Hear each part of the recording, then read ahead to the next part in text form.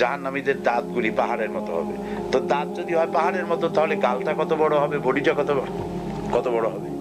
এভাবে জাহান্নামে নিক্ষেপ করা হবে।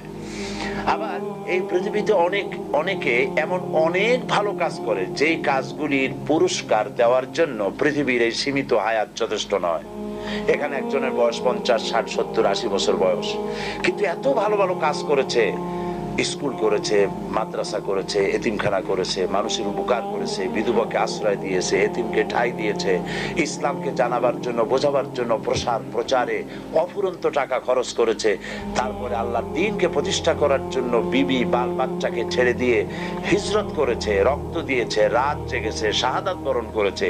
এত কাজ যে করলো আল্লাহর জন্য, তাকে এই জীবনের 50-60 বছরের জীবনে এর পুরস্কার দেওয়া সম্ভব নয়। সেই জন্য বিবেক দাবি করে এমন একটা জায়গা থাকা দরকার যেখানে অফুরন্ত সময় হবে, আর এ সমস্ত পুণ্য কাজের পুরস্কার তাকে দেওয়া যাবে। বিবেকের দাবি অনুযায়ী আল্লাহ পাক ওরকম একটা জায়গা রেখেছেন, যার নাম হচ্ছে পরকাল, যার নাম আখিরাত, যার নাম কিয়ামত। সেখানে আল্লাহ পাক এই যারা ভালো ভালো কাজ করেছেন তাদের জন্য আল্লাহ পাক জান্নাত রেখেছেন, এবং সেই জান্নাতের মধ্যে কত কিছু আছে এবং কত নিয়ামত, কত সুখ, সে কথা বলে শেষ করা যাবে।